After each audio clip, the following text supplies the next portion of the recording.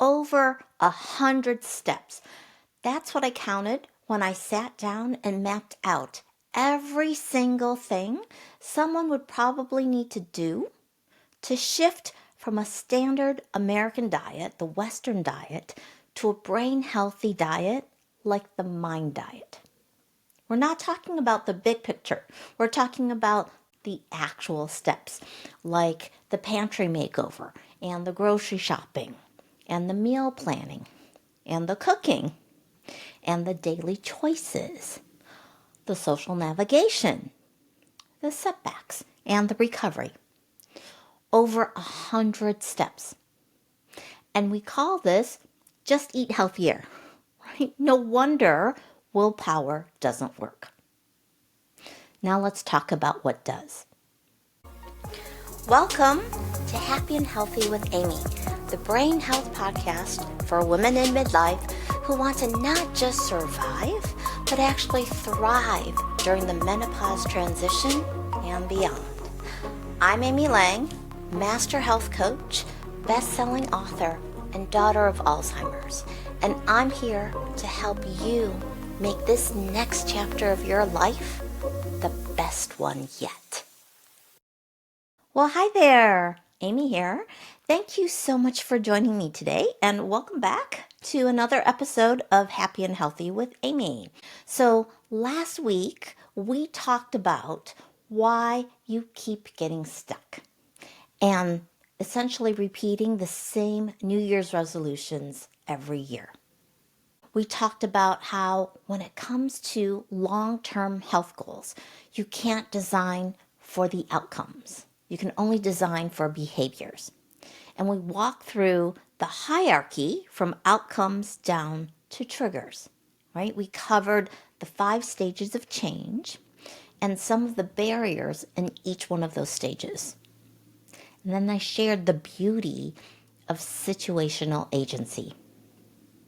And I also referenced another layer, your internal environment, that can be the real trigger for your habits. And I explained why it's often not about needing more information, right? So I was planning to go straight there this week, but I heard from some of the listeners, and you said things like, I know what stage I'm in, and I figured out the barrier to change, but knowing doesn't seem to help me get unstuck. Like that insight's not helping, right? Or I'm struggling to apply this. Can you give me some examples? So before we move on to the internal environment, I want to take a step back and do just that. So we're going to go through a specific example, and I'm going to give you another tool to add to your toolkit, okay? Because once you get this dialed in, so many things are going to click for you. And I bet you're going to feel so empowered moving forward. All right? So let's say that one of your goals this year is to eat healthier so that you can lose some weight and have more energy, and at the same time, maybe lower your blood pressure as well as your LDL cholesterol and triglycerides, right? And maybe even get rid of your mild sleep apnea. So you decide you want to shift from what would be described as the standard American diet, right? The Western diet that has lots of processed foods and fast food and not a lot of vegetables, right? So you want to shift to a brain healthy diet like the mind diet. It sounds like a really simple goal, right? Just eat healthier. So, by the way, for those of you listening at the time this episode was released, the new dietary guidelines for Americans was just released last Wednesday, and there's a ton of things to unpack there. So I'm going to be dedicating an episode to that in the coming weeks, okay? But for now, we're going to focus on the mind diet because there's tons of research conducted specifically as it relates to brain health, all right? So getting back now to eating healthier. I sat down and listed, with the help of AI, every single step someone would actually need to take to make this shift. So we're not talking big picture vision stuff, okay? We're talking about the actual concrete daily steps. And I want to walk you through what I found. And by the way, these steps don't even touch the pre-contemplation stage, right? Stage 1. So like my partner Matt's hunting buddies in Arkansas who cook their bologna sandwiches for lunch in the bacon grease from breakfast, right? Doesn't touch those guys. Or the contemplation stage where before you actually change anything, you need to recognize that your current diet might be negatively affecting your brain. And that can be really uncomfortable to admit. Okay, so there's a bunch of stuff there, right? A bunch of steps that would need to happen before we would even get to what I'm about to cover now. So if we start at stage 3, this is preparation, right? We're talking about you've decided you actually want to change and you've committed to some kind of timeline or approach. So approach here would be the mind diet, right? This requires learning what a brain healthy diet like the mind diet actually is, right? What foods to eat more of, what to limit, and how to use the scoring system. Okay. Next, you probably want to audit your pantry and your fridge and your freezer, right? What's actually in there? And if I were working with you, we'd identify any trigger foods that you have. So these are the ones that you can't resist if they're in the house. We all have them, right? Mine is kettle corn. So you then make a list of healthy foods you actually like, and you find some easy recipes. And then you plan your first week of meals. And from there, you create a shopping list. And then you got to decide where you're going to shop, right? Grocery store or farmer's market. Then there's your kitchen makeover, removing or relocating the ultra-processed snacks that you have, right? The sugary cereals, the processed meats, the frozen processed meals, right? And then deal with the excess cooking oils you have. Remove any of the sugary sodas you have. Clean out the condiments that are basically sugar in disguise. Right? That's why kids love ketchup so much, right? And here's a tricky one. Decide what to do with all that food you've removed. Are you going to throw it away? Does that feel wasteful? Are you going to donate it? That takes effort, right? Give it to a neighbor? Kind of awkward. Use it up before you start? Well, you should realize there that this delays the change, right? And then this is one almost no one actually talks about. Deal with the emotional attachment to the comfort foods you're removing. And that's not a small thing, right? That's my mom always made this for me, right? Or this is what we always have on movie night. Or this is how I unwind after a long, busy, stressful day. So these foods aren't just food. They're connected to memories, to people, and to moments that matter. So that's the loss I was talking about in the last episode. And it's the ambivalence which can stall your efforts. So this could be a barrier to change that you'll need to work through, right? Otherwise, you might find yourself back in the contemplation stage where you're asking, do I really want to do this? Okay. And this is actually where coaching can really make a difference too. So let's say you've worked through this, right? Notice we haven't actually gotten to the action stage yet, right? So during the preparation stage, we're also stocking the kitchen with green leafy vegetables and figuring out which ones you actually like, right? You're buying berries, you're buying whole grains, you're buying nuts, beans, and legumes, right? Good olive oil, fish, poultry, herbs and spices, so that your healthy food actually tastes good, right? And you're learning to read nutrition labels for hidden sugars. And this requires you to navigate the grocery store differently too. So you're going around the perimeter instead of walking down those center aisles. And you may need to learn some new skills like how to wash and store greens so they don't wilt in 2 days, or how to prep vegetables in advance, or how to cook greens in a way you actually enjoy, right? Maybe it's not boiled. And then how to cook fish if you've never done it. These can all be intimidating, right? How to cook whole grains properly, how to make salad dressings from scratch, how to batch cook so you're not starting every meal from scratch, and how to season food without relying on salt and sugar. All right, so now we're finally at stage 4, the action stage. Now we're talking about the daily behavior changes and habits that you want to build, like eating a serving of green leafy vegetables every day, right? Or berries at least twice a week. Or using olive oil as your primary cooking fat. Eating fish at least once a week, or replacing your chips with nuts. Or choosing whole grains like quinoa and brown rice over refined ones like regular pasta and white rice.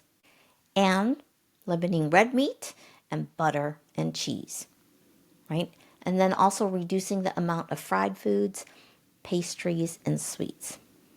And drinking water instead of soda, right? I'm trying to read this list with some emotion. It's a long list though. I feel like I'm trying to sing the phone book. Okay, so we also want to track your progress. So the Mind Diet actually is also a scoring system. And for habit change, I also want you to notice how you feel and celebrate your wins and keep learning new recipes so you don't get bored. And ultimately, we want to shift your identity from someone on a diet to someone who eats this way. Okay, and then in stage 5, this is the maintenance stage, you're doing things like navigating the world, handling work lunches and office food, like donuts and cookies, right?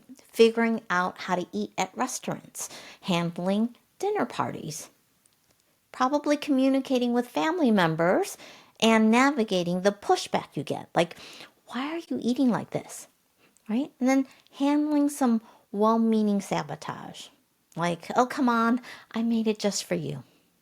And then figuring out holidays and birthdays and travel, right? And then in stage 6, which is relapse, some people include this as part of stage 5, we're talking about cravings and setbacks. So you're going to want to identify your craving triggers, right? And develop strategies for when they hit. And then probably you're going to want to find healthier alternatives for your favorite treats. And then really, really importantly, decide how you're going to handle a slip without spiraling, right? So this is about developing self-compassion for those imperfect days. So if you've been counting the steps in this little exercise, right, there are over 100 steps. That's over 100 individual behaviors. We're not talking about just one habit. But we usually call this just eat healthier, right? So no wonder it can feel impossible. So here's what I want you to hear loud and clear. It's not about willpower, right? You're not failing at one thing. You are literally trying to do 100 things without a system for understanding and implementing them. So now let's think in terms of systems. Okay, remember BJ Fogg? I talked about him in the last episode, right? He's the professor at Stanford who wrote the book Tiny Habits. And he has the behavior grid with 15 different kinds of behavior, of which forming a new habit is just one, right? So clearly not all the behaviors I listed are habits, right? But all of the behaviors have three things in common. And BJ Fogg has developed a formula. He calls it B equals MAP. Okay, so for any behavior to happen, these three things have to come together at the same moment.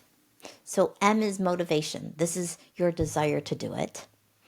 A is ability, so how easy or hard it is. And then P is the prompt. This is the cue or trigger that initiates action. So if any one of these three elements is missing or it's too weak, the behavior won't happen. Okay, so for those of you watching, here's what it looks like. And for those of you listening, picture a graph where motivation is on the vertical axis from low to high, right? And ability is on the horizontal axis, okay? And it goes from difficult on the left to easy on the right. And then there's a curved line sweeping down and across this graph. So it's like a shallow bowl that's tilted at a 45-degree angle. Okay, so BJ Fogg calls this the action line. And when you're prompted, if your combination of motivation and ability puts you above the line, so you're in the bowl, right, then you'll do the behavior. If you're below the line or outside the bowl, you won't, no matter how good your intentions. And here's what's really interesting and something you already know intuitively. Motivation and ability trade off. So if motivation is extremely high, you can do hard things, right? So a mother whose child is trapped under a car with that adrenaline can lift something she'd normally never be able to lift. So motivation in this case was so high that ability almost didn't matter. But if you flip it around, if a behavior is really easy and requires almost no effort, you don't need much motivation, right? So sipping some water, if a glass of water is sitting on a table right in front of you, isn't hard to do. This is why external environment design works. So when you have fresh cut fruits and veggies in your fridge, you're increasing your ability to eat more of them, right? When you remove junk food from the house, you're making the unhealthy behavior harder. So you're shifting where you fall on that graph. And I'm trying to decide whether it should go this way or this way for those of you who are watching, right? But here's the thing. Motivation comes in waves. Think about when you feel most motivated to set new goals. Probably like January 1st, new year, new you, right? Or right after a scary doctor's visit. Or after watching a Netflix documentary like You Are What You Eat. So these are motivation waves, right? When you're riding high, you can do hard things. Clean out your pantry. Meal prep for hours. Say no to office donuts, right? But here's the thing about waves. They always crash. So by early February, back when I owned Pacific Heights Health Club, we called it the Cliff Day. So it was around the beginning of February, right? And the New Year's resolution motivation had faded. And we would see this drop in attendance, right? As new members stopped coming to the club. Or a few weeks after a doctor's visit when that fear has faded. Or the inspiration from watching that documentary. Maybe it lasted a week or two, right? And now you're standing in the ice cream aisle at the grocery store. Or perusing the dessert menu at a restaurant. Or maybe standing in line at McDonald's. So the motivation to eat healthy might be gone. This is when you're below the action line and you don't do the behavior. And then you wonder, what's wrong with me, right? Why can't I just stick with it? And I'm here to say there's nothing wrong with you. You just rode a wave that ran its course, right? This is why you don't want your strategy for behavior change, for habits, to depend on motivation. So motivation and willpower, right? Instead, you want to make the behavior easier. And here's a pro tip. When your motivation is high, use it to set up systems, not to white knuckle through hard things. So when motivation is high, clean out your pantry, right? Because when the motivation fades, the behavior will still happen if you've made it easy enough. Okay, this again is what situational agency is all about. Increasing your ability by shaping your environment so that when the motivation is barely there, the behavior still happens because it's easy enough that you don't need much motivation. Now I want to give you a metaphor that ties all of these things together. And it comes from Jonathan Haidt. He's a psychologist who wrote the book, The Happiness Hypothesis, right?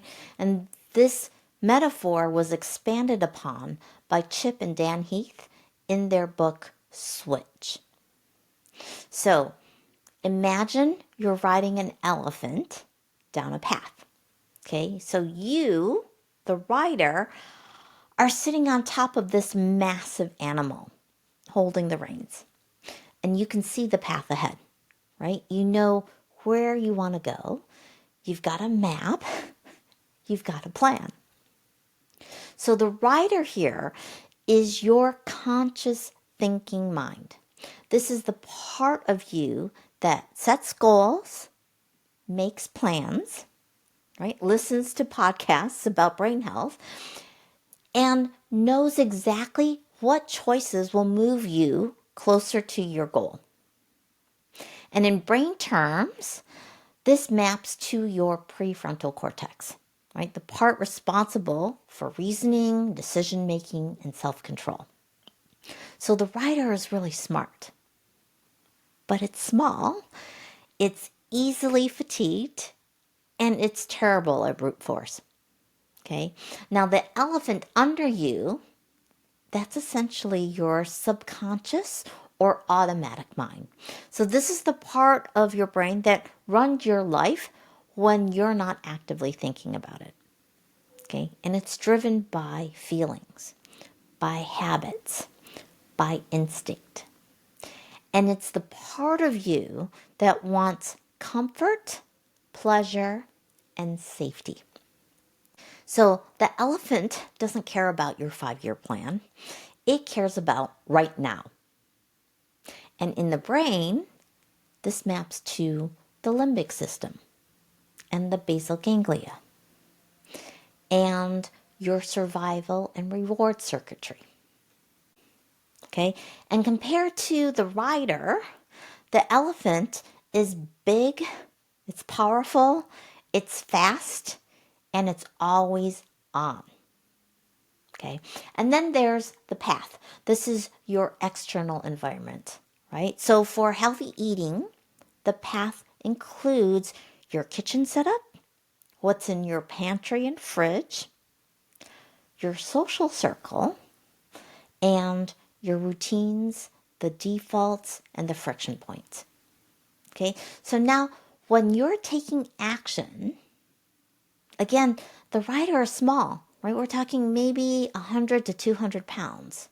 And relative to the elephant, which weighs 6 tons, right? When the rider and the elephant agree on which direction to go, and the path is clear, everything's beautiful, right? Everything's airy. The elephant walks down the path, and the rider guides gently, and progress happens. But what about when they disagree?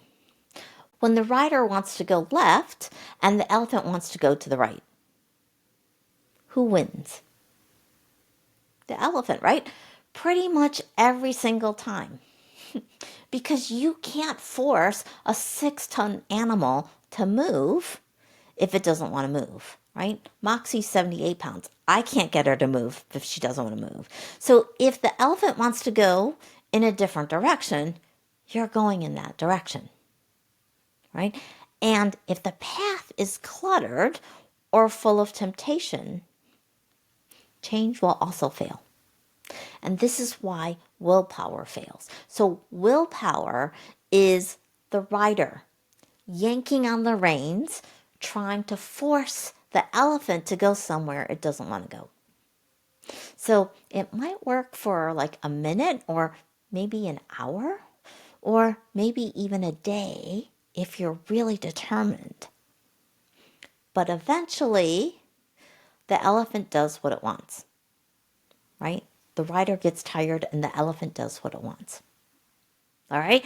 Now with this in mind, let's revisit BJ Fogg's behavior formula. So again, it's B equals MAP. All right? So motivation, that's the elephant's energy, the elephant's willingness to move. And the motivation wave that I talked about, that's the elephant's mood, right? Sometimes it's really charged up and sometimes it's exhausted. The A in MAP, ability. This is where it gets kind of interesting. So ability doesn't just live in one place. It lives in three.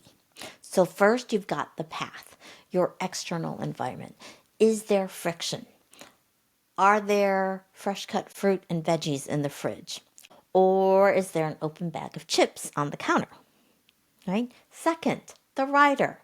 This is your mental clarity. Do you know what to do? Because when the rider is confused or overwhelmed, ability will drop, even if the path is clear. And then third, the elephant. This is your emotional and physical state. So when the elephant is tired or stressed, even simple things can feel impossible, right? This is why the same behavior can feel really easy on one day and impossible the next. The path hasn't changed, but the rider's clarity or the elephant's energy has. Okay? And then we have the prompts. So these can come from two places. The external prompts are cues on the path. So alarms that you set to check in with yourself and ask if you're hungry. Or reminders like the Mind Diet score tracker that you've put on your fridge, right? And visual triggers like your grocery list. But there are also internal prompts, right? Thoughts and feelings that arise from within you. So sometimes it can be from the rider, like it's time to make dinner. But more often than not, it's from the elephant. And you hear things like, I'm too tired. I could go for some pizza. This is so hard, right? This is what we're going to explore next week. The elephant's voice, your internal environment. Okay? So at this point, I really hope that you realize that most behavior change approaches only are speaking to the rider, right? It's about information, what to do, your goals, your plans, facts about brain health. But the rider already knows what to do. That's usually not the problem, right? You can give the rider a map, but if the elephant doesn't want to walk, you're not going anywhere, right? So what actually works? There are two things. Number one, shape the path, right? Make the right direction the easy direction. Remove the obstacles and add prompts. This is situational agency, what we talked about last week. Okay? Second, get the elephant on your side. Understand what motivates it, what spooks it, what it actually wants. Okay? And that's what we're going to do in the next episode. Because here's what I've learned. The elephant does have a voice. Okay? These are the thoughts that you don't usually even notice. They're the thoughts that fire so fast they feel like the truth, right? You don't question them. I deserve a treat. I'll start on Monday. I just want it, right?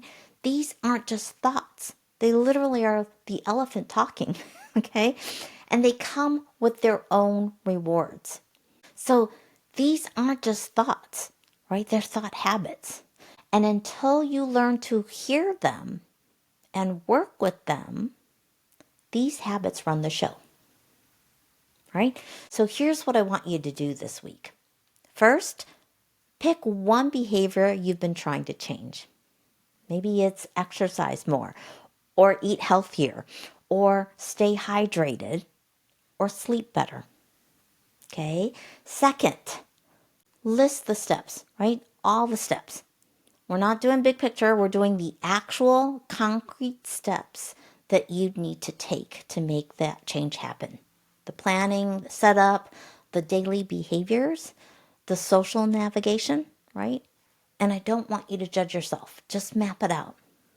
Because you might be surprised how many steps are hiding inside what you thought was just one thing. All right? Third, look at your list and ask yourself, do I now have more clarity? Am I missing any steps? How many steps are there? Okay, and then here's the key question. Does this feel doable or overwhelming? So if it feels doable, proceed, right? Take action. If it feels overwhelming, focus on just the first step. Does that feel doable? If so, proceed, right? If not, see if you can identify the barrier and use the behavior formula, right? Ask yourself, like for motivation, do I have enough desire to do this? And if not, what could I do to increase it? For ability, is this easy enough? What friction could I remove? Do I have clarity on how to do it? Should I make it smaller? Tiny, right? And then for the prompt, what will trigger me to do this? When and where will it happen? So the prompt might be, from now on, whenever I order an entree, I'm going to ask for a side salad. So again, use the B equals MAP formula to make the adjustments, okay?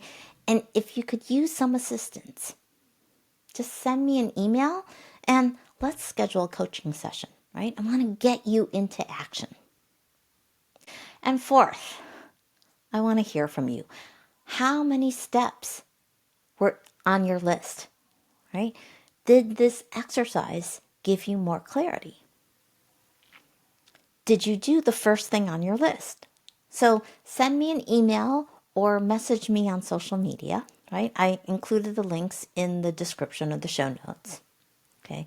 And then next week, we are going to spend some time with the elephant. I'm going to show you the trigger before the trigger, right? The unexamined thoughts that are really running the show. And more importantly, I'm going to show you how to work with them as opposed to against them.